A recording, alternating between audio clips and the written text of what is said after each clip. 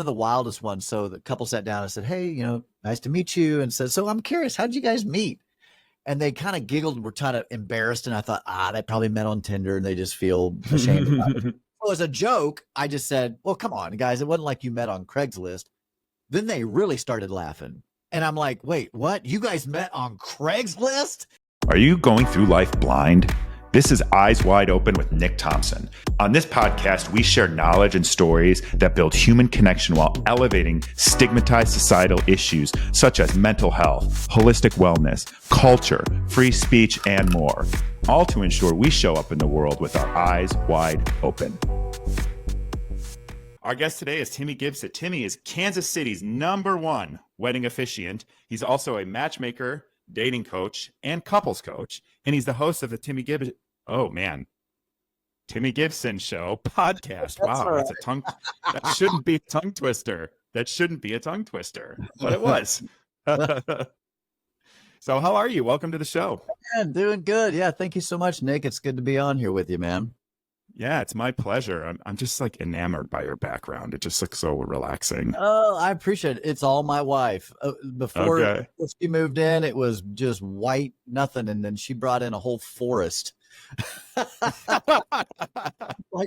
kid you not. There's just greenery everywhere. I love it. One of the things I did during COVID was get greener. This plant I've actually had since I bought this place, but I bought a whole bunch of plants. So it's like, it was a fun COVID little thing that I did. So I'm not quite there, but maybe someday. I love it. Yeah. So tell me, Timmy, what did you want to be when you were growing up, and how did that lead you to becoming the #1 wedding officiant in KC? Probably like most guys when I was young, I thought I want to be an adult film star.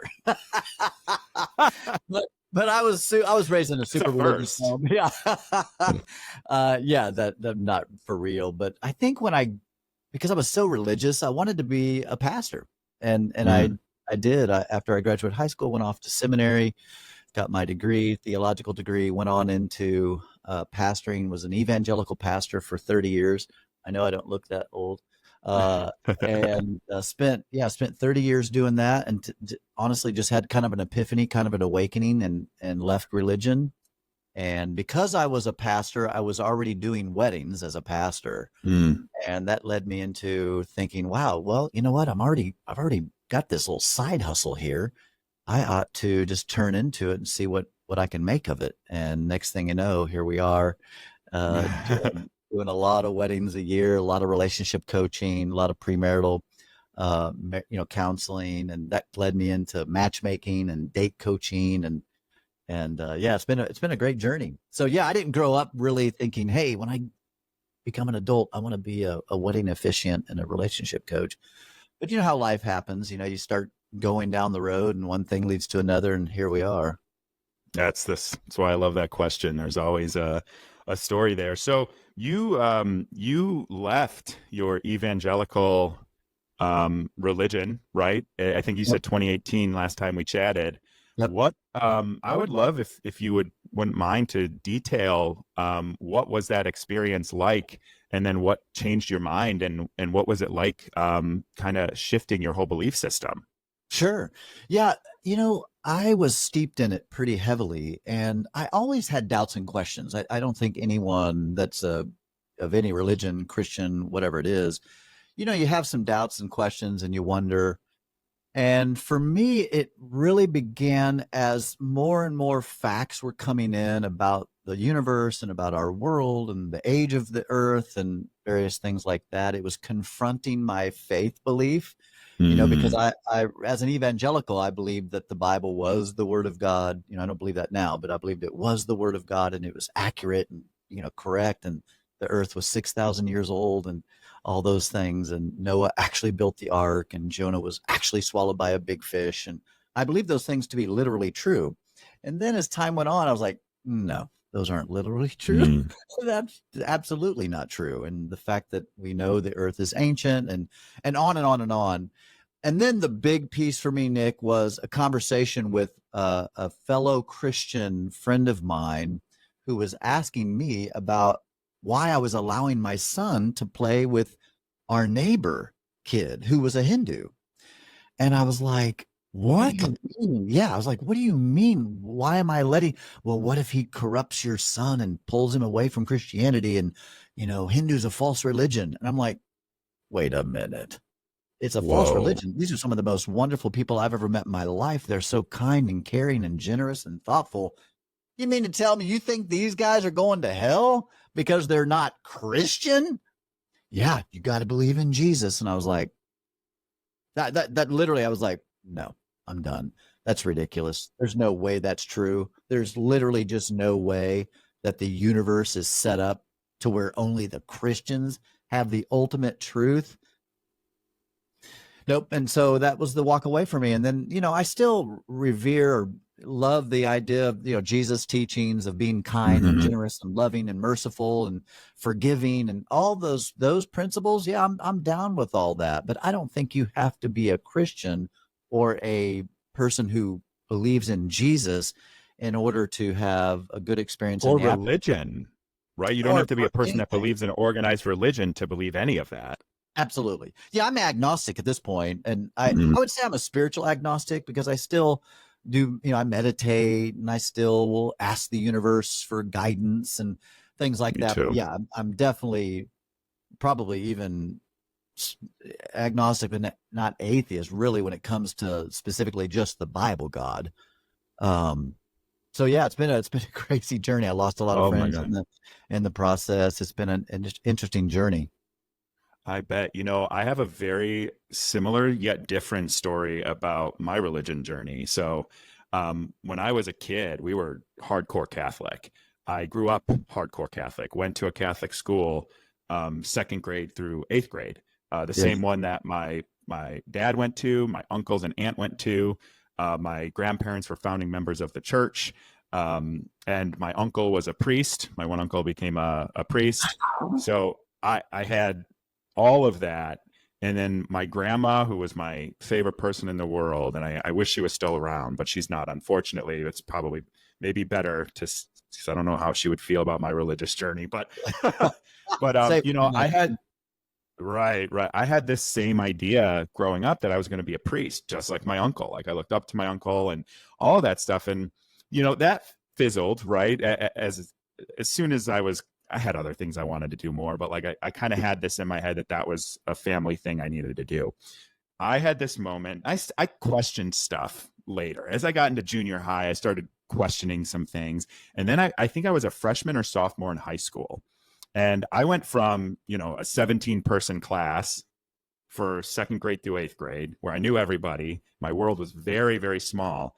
And since my family was poor and working class, they couldn't afford to send me to the high school. And I didn't get enough grants to do that, to go to the Catholic high school. So I got dropped right in the middle of a public high school.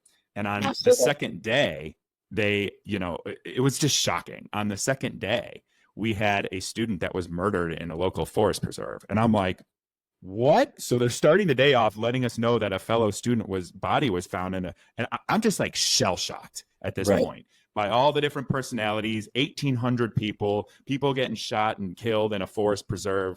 I was shell shocked. And one of my friends and I decided that who I met there, but we went to the same church. We had decided we were going to go to a service they were having, which was a special service, inviting the I guess now it would be the LGBTQ community, but they were inviting gay men and women to church. Okay, so I was like, oh, and now I had met some people, right? And I'm open to saying, hey, there's nothing wrong with them. They're still cool. You know what I mean? And this sounds Yeah. crazy to me now because now I'm like, do whatever the hell you want, just don't hurt anybody. But we go to this service because I'm like, oh, maybe this is.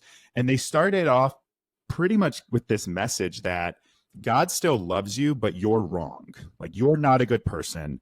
And this is not the right way to live. Marriage is between a man and a woman, but just so you know, God still loves you. It was like the most passive aggressive, abusive speak. And after that, I was like, you know what?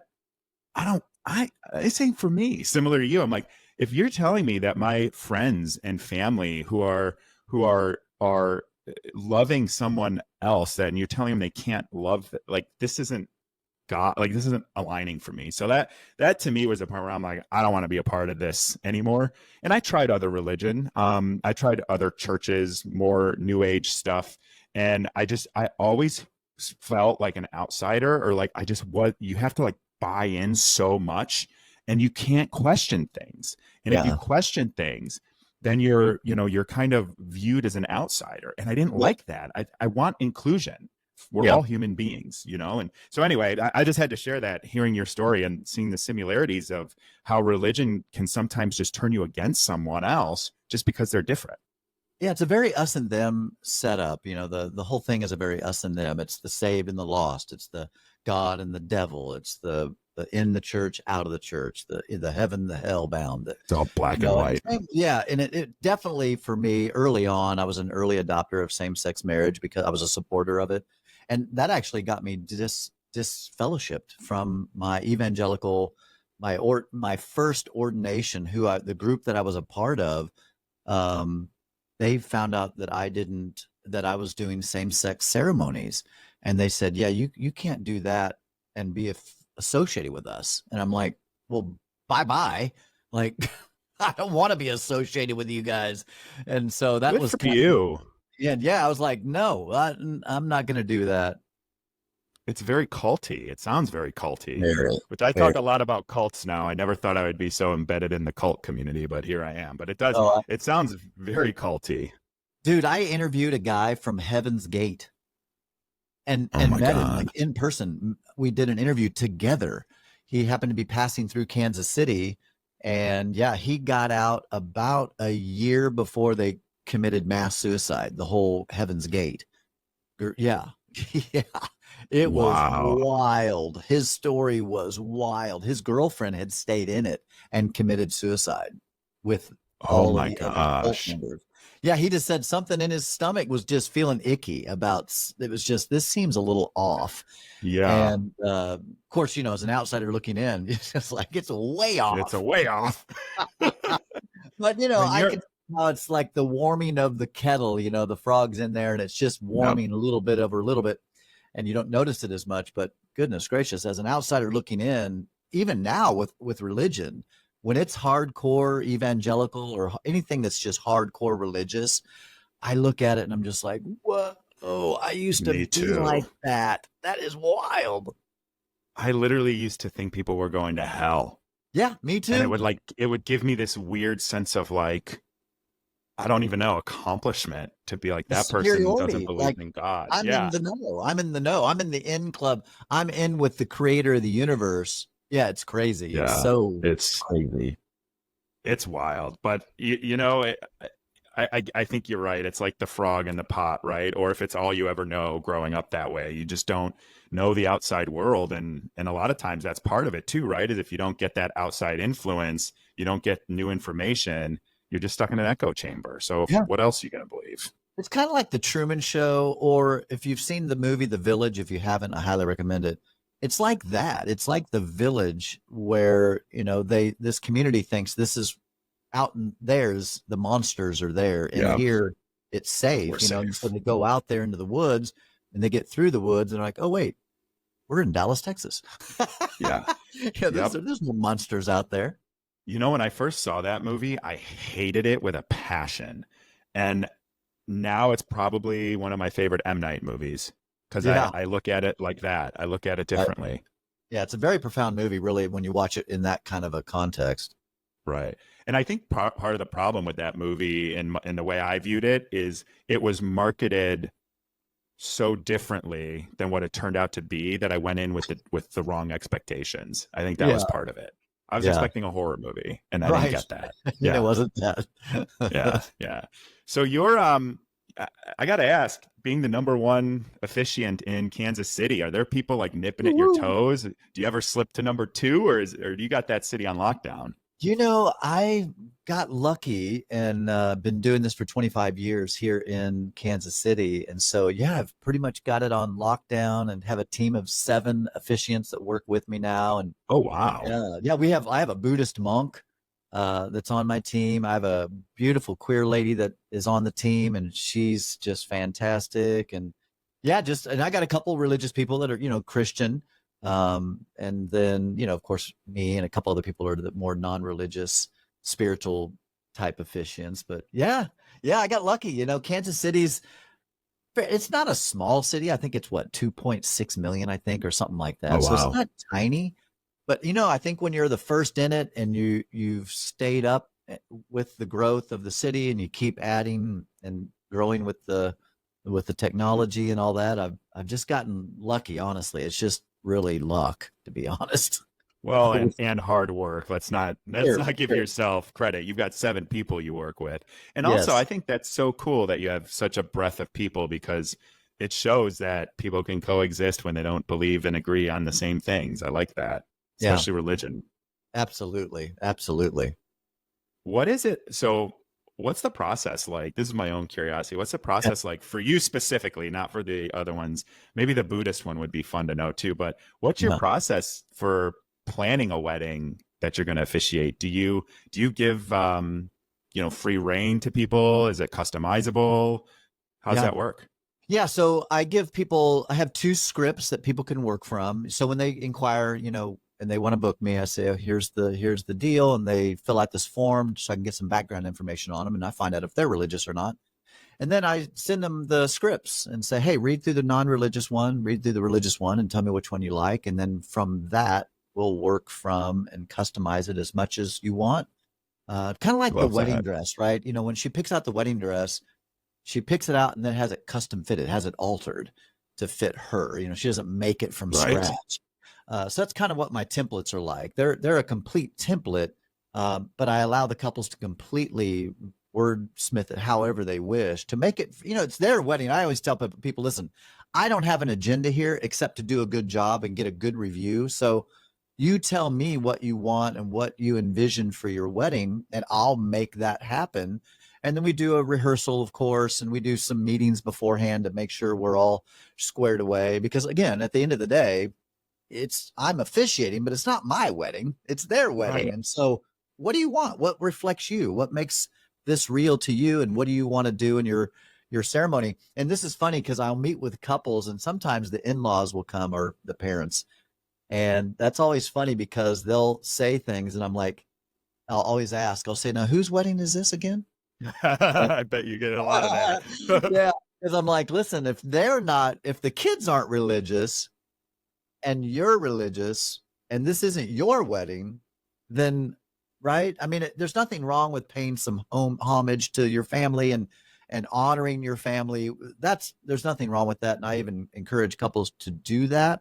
But at the end of the day, I don't care who's paying for the wedding. It's your wedding. So what do you want? What do you want it to feel like, look like? You know? I wish you would have officiated my wedding because we didn't get to choose anything. Really? The So cake. I got to that's choose a the question cake. that I had for you. So do you guys not pick your officiant when you get married on Love is Blind? Like that officiant is just a random person? Yeah, it is. Which, by the way, if they're ever filming in Kansas City, well, now that you've talked to me, they would probably never work with you. But, Motherfuckers. but yeah, sorry, I should have warned you before we did your podcast. Um, the you had such little control, and so much of it was for show. So that some of the stuff, like cake tasting, women did the dress fittings and men did the tux fittings all together. We did get to pick our tux from predetermined, options. Same Okay. with the women for the dresses. But other than that, we did a cake testing, which was one of the scenes. That's really all we did planning wise. And my friend is a professional baker, and I'm gluten free, so she was going to make our cake anyway. And so we had her do our gluten free carrot cake, which was my preference, and then I think we had a regular My cake from the favorite. cake tasting. Is it? Yeah, carrot Oh cake's my my god! favorite. Yeah. Oh god, it's so good. Mine too. That or sometimes I like angel food cake, but I think I'm more carrot cake now. Yeah. Yeah, But carrot but yeah, cake's so my that's well. by far. That's really all that we practiced or got to plan. And then the other couples got to do other things. And I'm trying to think what those things are. But you're in so little control of your wedding. It's kind of crazy when you look back on it. We had, so I think they stuck us outside. So you do a survey ahead of time and they ask you questions of what you would want in your wedding. And I know we had both wanted an outside wedding. So we got stuck outside. Now, for those of you, or if you remember or whatever, it was 90 degrees and there wasn't a cloud in the sky and I was sweating bullets. It Mhm. was, you know, I guess an iconic moment and a moment for me because one of the things I'm insecure about is I sweat a lot, I sweat easy, and I sweat often. And it's one thing I've always been insecure about since I was a kid. Like I would used to Fascinating. go to the bathroom just to like put my hands under cold water to try and stop sweating in class. Because, Catholic school, guess what? No air conditioning. So Right. just anyway, we didn't get a lot of say in our weddings at all, really See, at all. that's Yeah. actually I would have not imagined that. Now, what about the wedding rings? So we had a list we could pick from. I will And say they gave me you the didn't one have that to I pay for picked. it? No, you didn't have to pay for that. Wow. Now, did you Yeah. get to keep it? Yeah. Okay. Huh. Yeah. So there are things like that. You don't pay for the wedding. I think if I remember correctly, I think the women got an allocation for jewelry and stuff like that. But I know we had bought like I've bought Danielle jewelry for the wedding, like as a wedding gift. So we kind of there's little things, but most of all, you're just kind of like told what's going to go down. Yeah. Huh. So Fascinating. yeah, weird. So what are these? So that's cool, and I love that you're able to tell people a little reminder of whose wedding it is and who gets to have say in the planning. What is it like on wedding day for you? Yeah. Yeah, for me, I show up usually about an hour early if I don't have other weddings. And man, Nick, I've had Saturdays where I'm literally going from place to place to place. I've done 4 weddings in one Saturday. Yeah. Whoa, Yeah. that's So, a lot. Are yeah. you And an if I'm spacing extrovert? out, no, I'm an introvert that can I pose as an figured. extrovert. Yeah. I'd rather be curled up on the couch Guilty. reading a book. Yeah, me Um, too. People think I'm an extrovert because of this and because I can Hmm. talk. But that's just a shall I say, a skill, that I've just learned how to engage in conversation, but I don't like it necessarily. Yeah, I mean, like this I I like, but know. it's like if you put me in a crowded room with strangers, oh God, like Oh, I same just here. I just want to not be there.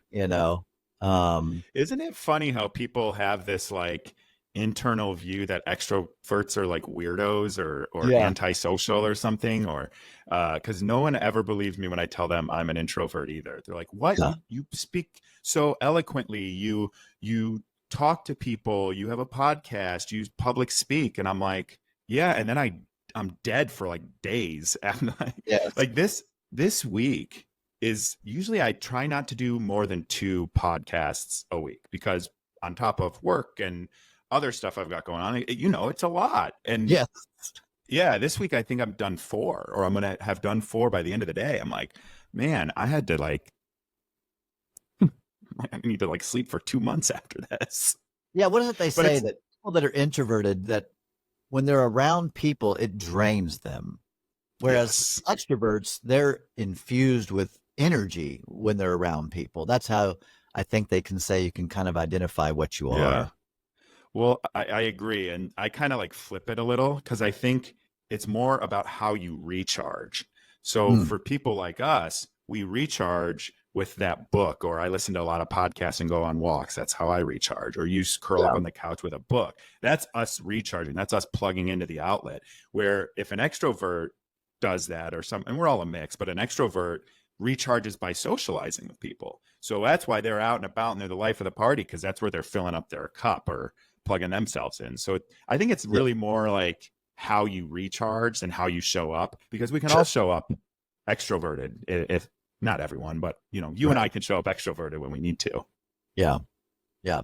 So 4 anyway, weddings so in a yeah, I day. show up to a wedding, an hour early, and I just kind of hang out. Usually, I'll go see the bride and see all the bridesmaids, and I'll talk to them for a minute, and then I'll go talk to the dudes for a minute, just kind of make sure they're doing good, feeling okay. And a lot of times, our couples are, especially if they don't like to be in front of people, they're just Mhm. mortified. And so I'm kind of the calm. It's like, hey, it's all good. You guys don't need to think about anything, remember anything. I have everything in my book. You're good. You don't have to worry about nothing. I'll take care of everything.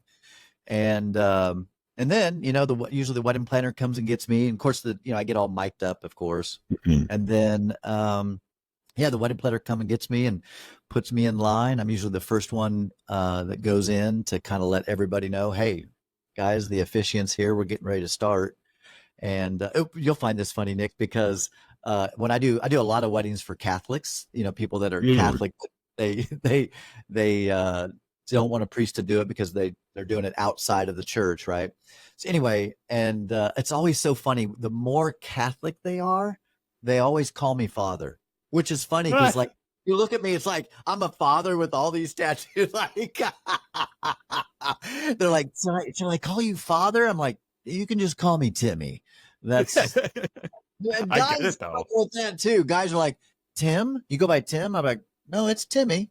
That's what I go by. I know that sounds, I guess, strange, but Well, yeah, it's funny you say that because I was like thinking that when we talked the first time, I was like, does he go by Timmy? And I don't care. I just, because sure. you could put Timothy up there, and I would ask, do you go by Timothy, Tim, Timmy? What do you go by? But Right. if you put kind of a nickname up there, people aren't used to. It's like, huh? Yeah. What do you Yeah. go by?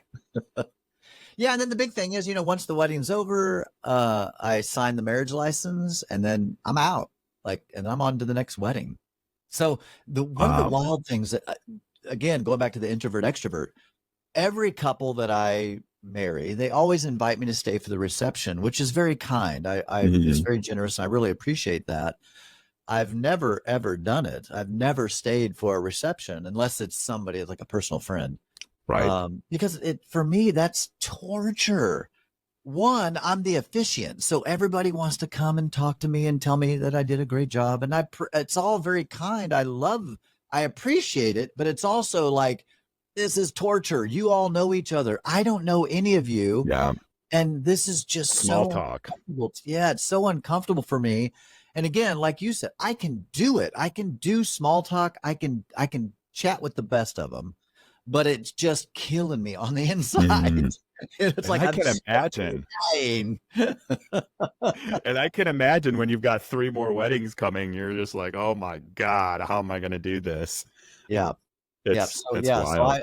I jet, I go to the next wedding and do my thing, man. I love it. I literally feel euphoric at the end of a Saturday when I've done all these weddings, been in, done all the photos and all the stuff, and I'm driving home and I'm just like, man, I love my job. I really, really enjoy helping couples get started on their one of their most important journeys of life, their relationship. Like the wedding is one of the biggest things in people's lives. Mhm. So And yeah, some it's fun. people plan So their whole life for it. They really do. Yeah. yeah, yeah. So what do you think is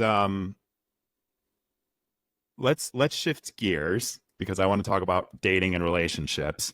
Yes. Um what the hell are you seeing out there? Because I'm, I'm in this position where everybody, and it shouldn't matter, but I keep myself busy, distracted, and avoiding things that I don't want to deal with, like dating.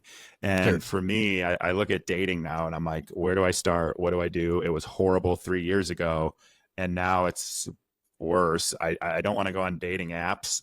I mean, how do I even like approach someone these days? And then not to mention the ghosting, the breadcrumbing, the love bombing, I mean, you could have a whole dictionary of the terms you hear now Yeah. out in dating. So what are you hearing with your clients, and how do you help coach them Yeah. into being maybe moderately successful instead of shooting for the stars? Because I don't know how well that would go. Yeah, it's funny, and I actually my YouTube channel, I have just covered love bombing, how to start conversations with strangers, how to hit on people without coming across creepy. Because that's one of the Hmm. biggest.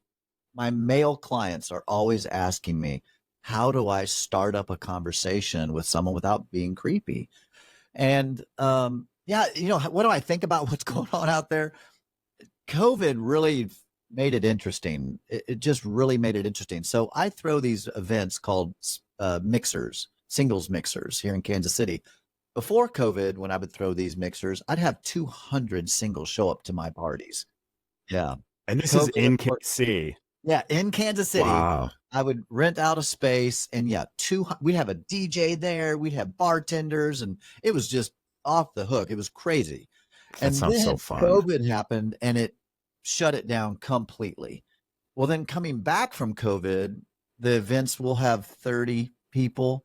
And so I thought, well, dadgum, if it's going to be boutique, like how can I capitalize on that? So I started doing speed dating events, which I know that's not for everybody. I know I've never ever attended. I'm married, but when I was single, I never attended any kind of a speed dating event.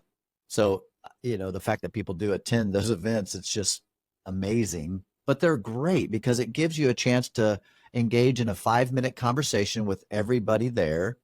That's the little speed dating portion. And then afterwards, we just open it up, play music, have an open bar, and let people just kind of connect and follow up on those little speed dating interactions that they had and see if there's a match. And we just did one the other day, and we had 16 girls, 16 guys. There ended up being like 4 or 5 matches that night. Really? Yeah, so that was cool. And I haven't got any feedback on how the dates are going, because when they match, I give each other their numbers and I say, hey, out of my control now. You're adults, figure it out. Right. But if you want any more, call me and I'll date coach you and I can help you through the process. But this event's over. But Nick, it is a little wild out there. The online stuff, I'm not a big fan, honestly, of the online. If you're going to do online, I recommend Hinge. That's the one that I would recommend. Hmm. Because it's not a swipey. It's not, oh, she's hot, swipe right. She's not, Right. swipe left. That's just so shallow, And have you seen Shallow Hal? Oh yeah, I love Shallow Hell. I own Oh, I it on love that DVD. movie. It's one of the best movies ever, and I think that people need to watch it and really take it to heart, because as important as looks are, come on, let's just that is important to an extent. You have to be attracted to someone.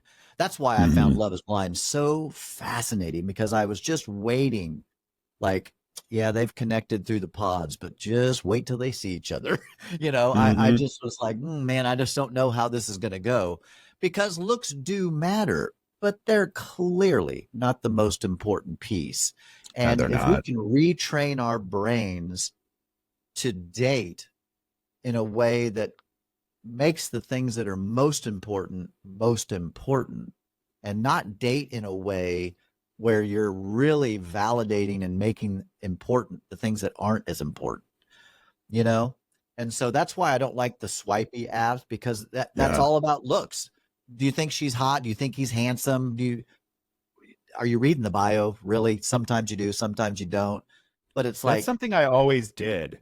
And before I even liked someone, whether it was Hinge or something else, a Bumble, Tinder 10 years ago, I yeah, always read the profile. And if they don't have a profile, or they are very limited, or I see them doing things that I would never want to do, like right, I kind of take that into consideration. So going through, like, even on Hinge, I get, what prompts did they choose? Are they funny? Are they serious? Are they all jokes? Are they spending all of their time, again, doing things that I wouldn't do or want to do? And that you start to think about, like, that compatibility. And again, I agree. Looks, love is blind, but Danielle being beautiful helped on the other it did, side. You know what I yeah. mean? It's like, so who knows, right? Who knows how far that goes? But yeah, I just find it, like, very interesting that it seems so transactional. And again, I haven't dated in a long time, Yeah. but I can't imagine it's gotten better. But I remember, like, I also noticed that people were, you know, old me would have said bitter, but, like, I think people are fatigued on dating. So they're Right. only half assing it at the same time. So there were people that I would match with, that I would try to talk with, and I could just sense, like, they didn't take it seriously because they've probably been screwed over by some asshole so many times Yep. that they're just kind of like, not, they're fatigued from it. And I think Yeah. that's fair. Yeah. Right. But at the same time, it's like that fatigue translates into, um, you know, keeping you in this place where you're not actually meeting people, and you're Right. not giving people the time to get to know each other. And that's That's what key. That's my key. whole reason for going on Love is Blind was, because I Yep. felt like, well, if I'm there, I'm in this enclosed environment where all I have to focus on is if I connect with someone, and if I do great, if I don't, great. But it addressed that critique of everybody's dating multiple people. Nobody's giving anyone a real chance. They're not taking the time to get to know each other. And if I go on a date with someone, at least back then, I'd go on a date with them. And if I liked them, I would tell them at the very least by text message later and say, I'd love to see you again, but I'd try to do it in person. And Yep. then if there was going to be another date, I would like pump the brakes and not be going on other dates. Like, I want to give this an opportunity to turn into something or not turn into something. But I don't think people can do that or choose to do that. Yeah, and it's how you date too, right? So I say there's multiple ways to date. You can date for hookup, which is a one way to date. The other way to date is a friends with benefits, kind of a casual kind of dating. And then there's the third way to date, which is the way that I mainly teach on. I don't teach people how to hook up. I teach people how to be in committed relationships. And so listen, if you're looking for a person to be in a committed relationship, you don't try to sleep with them on the first date. It's like, again, I don't judge. Do you? I had my hookup phase, and I was very honest with everybody I went out with. Hey, listen, I just want casual. I'm not interested in any kind of committed relationship. So I'm just here for fun. If you want to have fun, great. If not, that's okay too. Like, we can be friends and it's cool. And man, I'll tell you what, it sure didn't hinder my hookup life.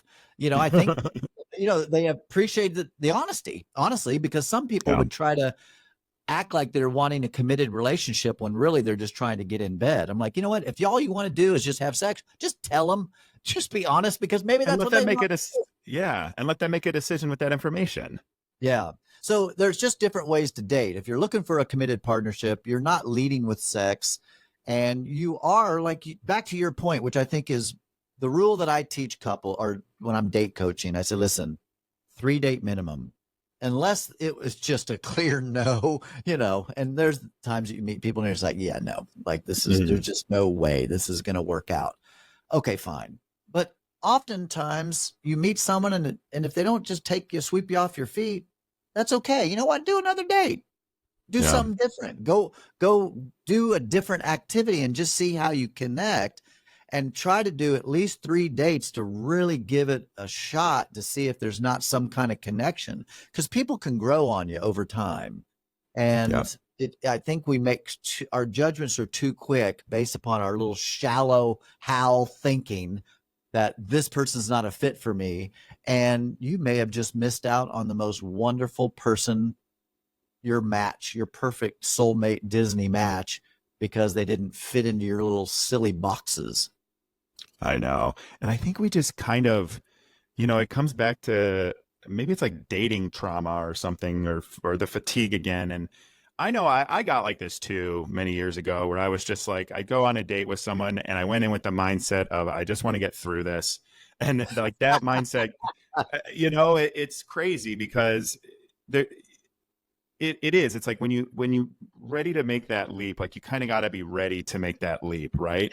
And I think that people are scared of getting hurt. They've been mistreated. The apps like really changed things for dating. And I think if Hinge would have been, I think if Hinge would have been the first one, we'd have a very different dating world. Although I have heard from my friend that Hinge is just as bad now. It's really? And then and then they make people pay to see their best matches, which is they like, do? Oh, yeah. Oh, sorry. Which is, suckers. like, what are you guys doing? You're supposed to be the app that's meant to be deleted, right? Isn't that their tagline? So, it's just so hard for people out there. And I think Tinder kind of gave us that swipe mentality and that endless opportunities, because you were just never through everybody on Tinder. It was like impossible. Right. You know how they say that social media like TikTok has shortened our attention spans, right? Oh, yeah. I think 4 seconds. Absolutely. Dating apps have done the same thing. It's shortened our dating span. It's like I go out with you, and while we're going out, you go to the bathroom, I get my phone out and I'm looking through Tinder and swiping still. It's like 100%. I agree with you, Nick. I really do. I think if you would date different, you would have clearly a different experience, right? If you keep doing what you've always done, you're going to keep getting the same results. So if you want something different, you got to do something different. I know that whenever I finally got to the stage where I was ready for a committed relationship after my divorce, I'd gone through 3 years of therapy and just, working on myself, and during that time, I was just having fun, just having fun, I had that. I had that too. yeah, and it was it was great. It was very fun. But then it got to the point where, like, this is not fulfilling at all. I'm ready. My soul's ready. My heart's ready. I really want to be in a monogamous, committed relationship. And the first coffee date I had with my now wife, I walked out of that. I walked her to her car, as I'm walking back to my apartment, I text this might sound bad. I don't know if I should admit this, but I text the couple hookups that I had, and I said, "Hey, I just met someone. I want to really give this a shot. So, got to cancel our Thursday night hookup, and so I'm canceling all that. I had a couple like Bumble dates that were coming up. I reached out to them and said, "Hey, listen, I know we were supposed to meet for coffee, but I've met someone and I just want to give this a real shot and see." And so I love being able to say that once I went on the first date with my now wife, I never kissed, had sex with, or did anything inappropriate with anybody that was between our first date and, of course, now marriage, Yeah. And I just love that. And honestly, Nick, as much as I can say I love saying that right now, I love saying it. And I loved being able to tell my wife that, hey, after our first coffee date, remember that? I canceled everything and focused only on you. I love that. But if I'm honest, it was about me. I knew what I was doing. Yeah, could I have slept with someone? Yeah, and I could have, but I would have known about it. And Yeah. and that would have been in my heart. And I just didn't want to taint what could be. Now, if we'd have gone on a couple more dates and it wouldn't have worked out, yeah, I would have texted everybody back and said, "Hey, I'm back. I'm back. I'm back. I'm back. I'm back. I'm back." But it's just how we date really matters.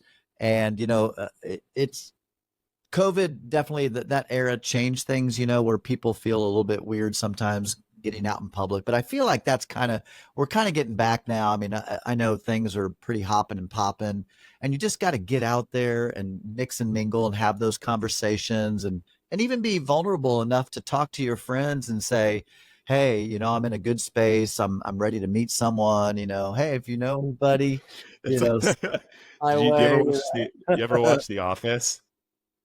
I'm Did you ever? familiar with the show. I've not watched it though. Oh, there's a whole episode where Michael Scott, who's Steve Carell, and he's like a child in a man's body. That's his whole character, and his relationship ends, and he comes in to the office, and he literally asks everyone to pull up their single friends, and he was ready to date again, and it goes downhill from there. I mean, Oh my he God. is brutal. He is Yeah. brutal. Like, he asks the one other character, Phyllis, starts describing a friend, and he's just like, would she, what does he say? He says something about like, would she flip over a rowboat? Like, he's just, it, it's so inappropriate, but hilarious.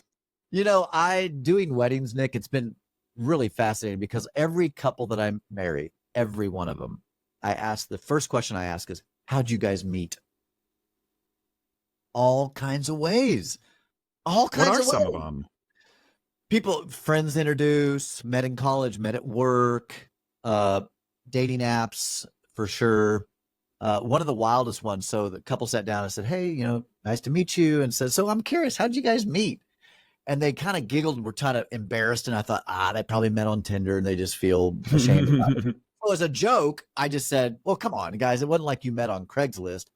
Then they really started laughing. And I'm like, "Wait, what? You guys met on Craigslist?" And Was it like, I kid you not, he bought a 4-bedroom house here in Kansas City, placed an ad for roommates. And because he was right by the college, right by the nursing right, college. And so he right. said, "Hey, I've got rooms for rent." And she rented one of his rooms. And this is her story. She said, one night, she goes, "I had a little bit too much to drink, wound up in his room, and I never left." Wow. So But that just goes that's to so show you, people meet genuine. all kinds of ways. Like, you just meet, you know, all kinds of ways. I mean, you name it, that I've heard it. It's just Yeah. unbelievable. I met my wife while on another date. Now, just a date. It wasn't a girlfriend. It was I was on a date. There was live music playing that night. My wife's the lead singer of this band.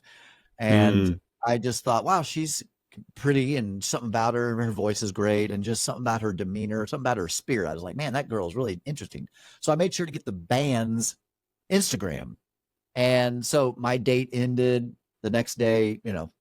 I'm single now, of course. That date was like, whatever. And I reached out to her and just said, hey, I really enjoyed your music. I'd love to chat with you sometime. It took like 7 months before we finally could get our schedules to meet up. And Oh, and strangely enough, I was does she 4 hours travel? Is in she the like on city. Yeah. tour? Yeah. So she Wow. was 4 hours away from here, and so was I. Like we met 4 hours from where our homes are, and our homes are like 2 miles apart. Wow. So yeah, it was just crazy. And the rest is history now. And we just stayed kind of in touch through social media. And my big thing is how to have conversation without being creepy. How can you express interest without being like, like I really, being too needy and too, because I did fancy her. I definitely fancied her, and I Hmm. was like, okay, Timmy, be cool, be cool, be cool. Just calm down. And so I had to talk to myself a lot, but then I just remembered, you know what? Just be myself. Just be you. Be genuine. Be authentic. Be true to yourself. And that's the thing that I struggle with that. Honestly, I did. Hmm. That might have been the Christian element too. But it was like Oh, I it's the couldn't, shame. It's the yeah, shame the shame and the mechanism. Yeah. guilt. I couldn't fully be, I was partially authentic, but it was like I couldn't. What do you want me to be? How do you want me to be? Yo, you want me to Yeah. like country music? I'll like country music. Oh, you want me to be into hip hop? I'm into hip hop. And I then draw the line at country music, though. polka. I don't do polka. So I finally just realized, you know what? Just be you and live your authentic self, which a lot of that my tattoos have a lot to do with. There's a long story here, Nick, that I could get into at some other time, but there's a lot of things that I wasn't being true to myself when I was super religious. When I Hmm. left religion and felt free, I was like, man, I'm free to be me. And it didn't do what Christians think. When you leave Christianity, to think, oh, he's going to go to the dark side and live this Devil. lascivious, crazy life. The Devil reality got is, a hold of Timmy. well, yeah, I actually would, if technically I'm more moral today than I ever was. And I'm living my true, authentic self. And so, go figure, right? I'm not living in a van down by the river hooked on drugs. It just took me down a different path. And one of the things that I learned is just 100% authenticity. I'm going to be real. If it offends you, that's on you. That's not on me. Yeah. I'm just going to be me. And when I met my now wife, Jessica's her name, I just was like, I'm going to be me. I'm going to 100% be me. I'm not going to cater myself, my personality. I'm not going to cater anything to just try to win her over. I'm just going to show up as me. And that's what she did. She's my inspiration. She's so authentic. It's like every time I introduce her to anybody, they could be a minister. I could introduce her to my friend that's struggling with addiction. I can introduce her to anybody, and she's always the same. I'm Oh, always I love just so that. impressed by that. Like, I'm like, babe, you're just you wherever we are. I have found myself being more of a chameleon throughout life. Around Yeah. these people, I'm this way. Around these people, I'm this way. And so she's been a big inspiration and really has helped me become just my authentic self, which is, again, another thing about a relationship. You should always find yourself in a relationship, not lose yourself. That's Yes. that's a big key. People get married and all of a sudden they find they're living this life that they never would have wanted to live, and they're just so lost. And it's like, well, you know, there's two to blame, of course, but you got to get back to yourself. And first thing I want to comment on there is every time you talk about your wife, it like warms my heart because it's just so Oh, clear how you admire her and all of that. I think it's yeah. very cool. On the Well, thank you. authenticity, I think that kind of ties back to the creepy factor too, right? I think um for me, I went through, I think, a similar journey to you. I wasn't really sure who I was. I say all the time I was meandering around in my 20s. I didn't know who I was. I didn't know how I wanted to show up in the world. I didn't have all the information that I have now, good and bad. And Yeah. I think what I really figured out through, of course, growing up therapy. I've always journaled, but like actually like doing deeper journaling, right? Like I'd always kind of write down who I liked, who I didn't like, something that went wrong, but like not like the why, which is the why do I feel this way? Not that I feel this way. Why do I feel this way? And so I Mm. really got comfortable with myself like at 30, 31, maybe 32, where I was just like, you know what? Like I'm a good guy. I do the right thing. It's like my ethos. I really try to do the right thing. I treat other people how I want to be treated, which is like the thing I took from the Bible to apply to life is the golden rule. And Absolutely. I am just going to be myself. And I took that same methodology because when I was going on Love is Blind, I remember I was like, I'm pretty confident. I am who I am. I'm not going to be manipulated because I don't act outside of my value system. And if somebody likes me for me, great. If not, fine. But the best thing that happened is through that whole experience, like I stayed true to myself. And I even have a post from earlier this year because last year was the last year and a half before this year were the worst of my life. Like I had days I'm like, I can't do this anymore. Like I just very dark days. And one of the things that like always stuck with me is I'm like, I've made it this far. I am resilient and I've done it with integrity. And there's not a lot of people that have integrity. And a lot of times it holds you back in the world, according to the world structure. But I kept integrity. And when I meet people or people more so in my own life that are like, you know, it's funny because I saw you on TV and I was worried you were going to be an asshole or you were going to turn out to be an idiot or mean and I actually just saw you being you, but on TV. And I think it's like the warmest feeling. Or I have people that follow me that are like, the way you stayed true to yourself and your values through your very public divorce and everybody commenting on your UCAN Foundation and people dragging you through the mud about, having issues finding a job and just stayed true to yourself the whole time. And I can sleep at night and I think other people can too, but like that authenticity, if you hold on to it and you find out who you are and you show up that way, the right person's going to walk into your life and be there and you'll shed the rest. You will shed the rest. And Yeah. that's okay. And it may be hard. And I know you went through it with your friends, but if you show up and you're creepy to someone, but you're being yourself, they're not for you. Right. If you show up, creepy, you're not the right one for them for sure. yeah, exactly. So just be yourself, right? That's your message. I'm summing it up, I guess, for you, but that's what you're saying is like, just be yourself. And if you're creepy to someone, they're not for you. They're not your person. And live your life. That's the other thing. So, here I was on a date, going to see live music. I was just doing my thing, and so I always tell people, what do you like to do? Do you like play tennis? Well, do a tennis league, join some kind of a tennis club. You like to rock climb? There's a lot of rock climbing things. You like to cook? There's cooking classes. Do you be the kind of person that you want to be? And in that vein, you'll meet someone who hopefully is also living their authentic self. You just got to live your life, and the interesting piece for me. So I had been in a long marriage, a 25-year marriage. And it came to the kids, graduated and grew up and left. And it just came to the end. There's a big story there. Yeah. Don't need to get into details. We grew apart. We connected over religion and here we were non-religious and it just wasn't there. The compatibility piece just wasn't there anymore. Mm-hmm. So here I am launched into singleness. I'm lost. I'm like you talked about it. It's like the darkest days of my life. And I did the work on myself to get myself to a happy place to where I finally found myself saying, you know what? I like myself finally. I like who I am. I like what I stand for. I just like me. And I'm okay if I'm single forever. Like if this is life, I'm cool with this. And it wasn't too long after that was like the universe was like, now you're ready.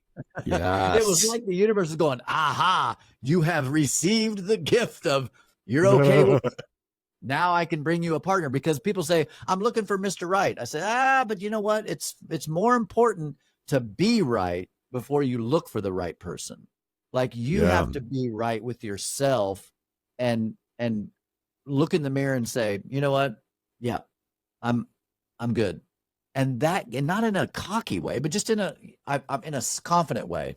And then Yes. you present yourself out into the world, and they'll reflect off of your reflection of yourself. If you don't like yourself, you're projecting to other people, and they're going to look at you and go, I don't like them.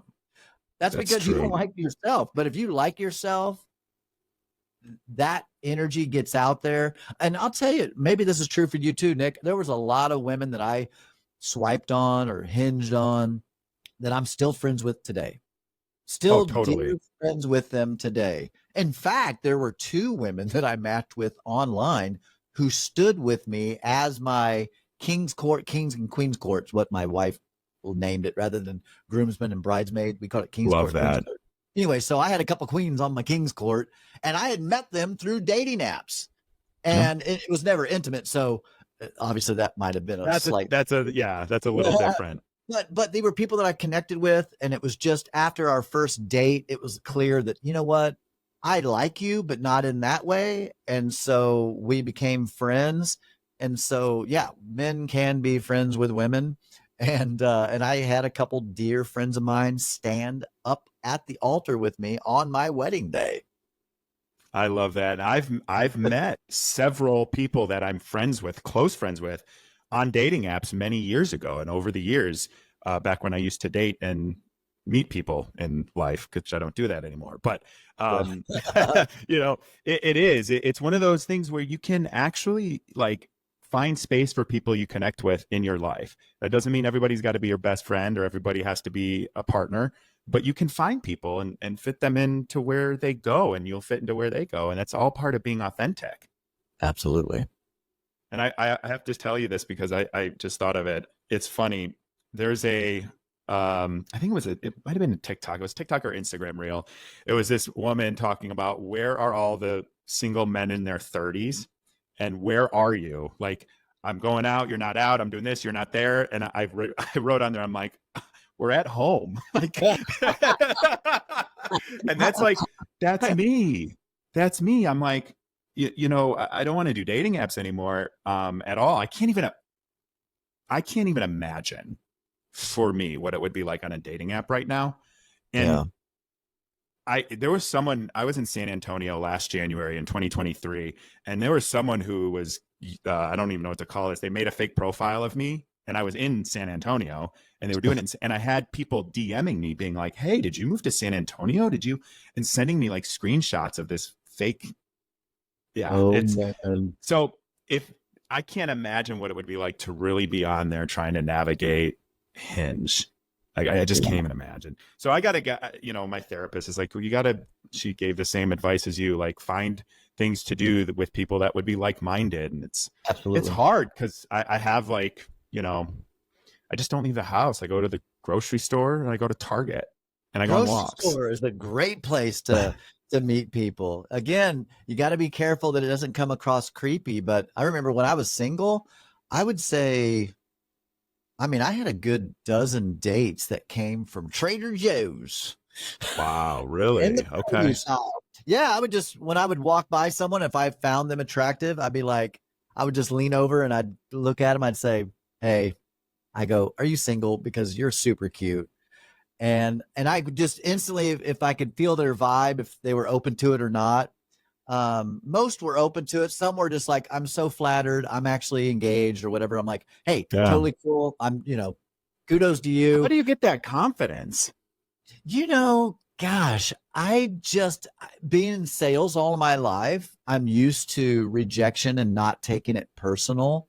And so it's just like there are women that I'm sure you get this probably all the time, but I've been hit when I was single. I'd get hit on by a woman. She'd approach me at a bar, and I was always so flattered by it. And even if I wasn't I didn't find them attractive for whatever reason, I was still so flattered and just appreciated it so much. And so I just, if a woman was like, no, or I don't, I'm too shy, I don't want to give my number out. Or sometimes I just say, well, here's my number. If you change your mind, I'd love to grab coffee with you. feel free to check me out online to make sure I'm legit. I don't want to, I'm not trying to weird you out, and kind of Right. make jokes about it or whatever. But yeah, I guess, honestly, for me, it was just, I knew my person was out there, and I knew that it was possible they could be at the grocery store when I was there. And if I'm going to chicken out and not talk to someone that I find attractive, why didn't I meet my person? Because I was too scared. I'm like, I don't want to live with that. And so now I didn't do it every Mm. time I went to the grocery store. That'd be a little creepy. But, I remember just multiple times I'd be there and I'd see someone and think, okay, if I see her again in another aisle, I'm just going to have to say something. And one time I was so chicken, I'll never forget this. I was so chicken. I ended up waiting until I got out in the parking lot, and I thought, I kept fleecing it. And I was like, okay, if I see her out in the parking lot, then I'll talk to her. Sure enough, she was parked right next to me. Oh my gosh. That's the So world telling you. yeah, I just ended up saying, hey, and again, I'm still friends with this person to this day. And I just said, hey, I saw you in Trader Joe's and you're like super cute. Would you grab coffee with me? I want to hear your story. And she was like, absolutely. And we had coffee, and it just wasn't a connection, but it turned into a friendship. And Yeah. so, yeah, I'm glad I did it, now. That's great. I was in St. Pete's in January for a weekend. And, when people come up to me now in a bar, which I don't go to, that I went out for St. Patrick's Day, which is a big deal in Chicago. And, Yeah, I find myself, the people that come up to me, it's because they recognize me and they want to ask questions about the show. sure. Or actually now some people want to ask questions about UCAN, which is something I'd rather talk about. But Yeah. yeah, there was this girl that came up to me in St. Pete's, and she was shout out Sarah. She was great. Hey, Sarah. Yeah, she didn't know right away. So she just came up to me. She thought I was cute. We chatted. We probably at least an hour, if not more. We chatted at the bar. It was during the NFC playoffs, so we're kind of, you got a nice little distraction of the NFL. Everybody's watching and cheering and stuff. And she texted me later that night and was like, I didn't put together who you were, but you got weird when I asked for your Instagram. And because you go on there and, oh my God, there's blue check and 300,000 followers and, all of that stuff. And I just remember it was so nice to have like a normal interaction with someone who didn't know or want to talk about that. And Yes. it was a nice reminder, but of course it was in St. Pete's. But, to my point is we still talk. Like we're like, let's be friends. There's times I'm sure we can cross paths again. So that was a little tiny glimmer of hope. A Yeah. tiny glimmer of hope that there's some authenticity out there still going Yeah. on if you open your mind and heart to it. Well, that was one thing that I noticed, watching. I think I admitted to you, I only watched a part of season 2. So Which I is was fine. familiar with you, and I was familiar with Danielle, and I was familiar with the whole journey for you guys. And I remember liking you as an individual and Danielle, and there was others too. I can't remember now, but I just remember thinking, man, he seems like a genuine dude. He seems like he's a real dude. He didn't come on this show just to be famous. He's not trying to be an influencer. I just got that sense from you. And like you said, you definitely had a favorable edit, at least somewhat, I feel like it seems, compared to It's other because people. there's nothing bad to edit. Like I was just Yeah. myself the whole time. Yeah, yeah, But I yeah. never say never because I've heard obviously not horror stories. But anyway, I'm sorry. Sure. Well, I was just say, I thought you were a really neat person, and I thought to myself, man, this guy's for sure going to meet someone in this journey, and if not in this journey, because of this journey, it'll open up some doors and opportunities for him to connect with his person. So, yeah, I mean, your person's out there, and the wild thing about life. That's what my therapist said to me as I was leaving her office to go on the show. She's Oh, like, either really? way, yeah, she thought I Yeah. was going to get married, but she's like, if not, you'll have no problem afterwards. Here we I are. have I have had clients that have wanted to hire me, and I've sat down for the consultation, and I've just thought to myself, I don't know if I can work with this, but like, I don't know if I'm going to be able to find a match for this person. They were just so unique, just unique, very curious in so many ways. And if I just can't believe that they found a match. And but then it just reassured me that, yeah, truly everybody does have a match. So as weird, as quirky as we may be as individuals, we all have our things. And the neat thing about life is there are other people as well that have those things, and it would fit well together, you know. Yeah. Again, like I said, I've had a couple clients that I was just like, oh boy, I just don't know. Yeah. And sure enough, you know, kind of like that the movie Hitch. It's there really is a magic that can happen between two people when they show up as their authentic selves. They let down the barriers, like you said, get rid of that bitterness, or don't hold against me what you experienced with some other dude, and don't, you know, try not to bring that to the table. So it's important for your self healing for sure. You know, when you come to the table, you want to be somewhat not healed, like, hey, I'm perfect, I have no issues, but you know what I mean. Yeah, You totally. want to be so wounded. When you show up wounded, that's going to be a If you're toxic merry-go-round. Yeah, if you're bleeding figuratively, well, and literally, but if you're Good way bleeding, to, don't bleed on somebody else. good way. I like that wording. Yeah. Yeah. Yeah. It's a Yeah. Stop meme. the I saw bleeding. it on a meme. I love memes. I don't know how to communicate without them anymore. I have two of my friends and I have a Instagram where we're just sending memes back to each other for Oh, like 3 years. We dude, don't even talk. I love memes. I especially love the religious ones. And I'm sorry, people, that if you're religious, God bless you. But And we I love you love too. the religious one. Yeah, I just love those. I bet. So before we wrap up here, you've interviewed me, but I'm going to give you a chance to ask me anything for my audience that maybe hasn't checked out that episode. Yeah. The one that we did together. Yeah. Um, Or you can ask me something completely different. yeah. So what is your um biggest challenge when it comes to dating? Like, what do you feel is the thing that is potentially holding you back from meeting your person? Oh, man. Okay. I slammed on the Have you couch for dug in? this That one. might be a journaling thing, but Yeah, I have been digging into it. There's a couple things. If I'm being honest and authentic and not bullshitting, which I'm gonna be, um, you know, this whole experience has changed me so much. And I look at it and I look at all of the, and I get stuck on it. When it comes out every 6 months, it's just like re-triggering, right? It's re-traumatizing. It makes me look at everything and be like, why did I do this? All the pain, all the heartache. Um, it's hard to kind of like get out of that mindset. And then the work I do too with UCAN, it's hard to not constantly have it in my face. And it's not even that I seek it out, because I don't watch the show. I mute most people from the show, but it's impossible to not see the headlines. It's impossible to not see the follow-ups on who's still together and who's not. And when I'm getting that all the time, it just reminds me of my relationship and marriage not working out, and how much love there is that I still have for her. And I try to bundle all of that up and say, okay, well, what's next? And I don't know. And I yeah, feel like what I need to do foundationally is get myself out of that feeling of being stuck, because I feel like I'm stuck in this mode. It's not even quicksand, but like I feel like I can't move forward because I'm still carrying this giant backpack of, why did all of this happen? All this did was disrupt my life and break my heart. And I lost.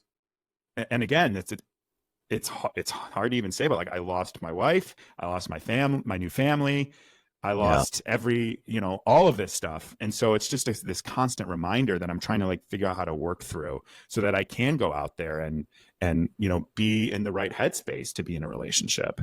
Yeah. Yeah, that makes a lot of sense, because that's a lot. Would you say you Yeah. regret going on there, or how do you view that? Like, if you could go back knowing what you know now, would you just be like, you know what, I'm going to pass? So I don't, the whole experience has changed my life in so many ways. A lot of them negatively. I'll be honest, like a lot of them negatively. Now, I'm not a victim. I choose not to Right. be a victim. So I take these things and I know I'm supposed to learn from them, and I know I'm supposed to do something with it. And I think, you can, and fighting, this uphill battle to give reality cast members like basic human rights. I know that's part of it. That's much more on brand for me. I've been an activist since, 2008. And so like I think about those elements. I'm like, I'm still finding what I'm supposed to get out of this whole experience.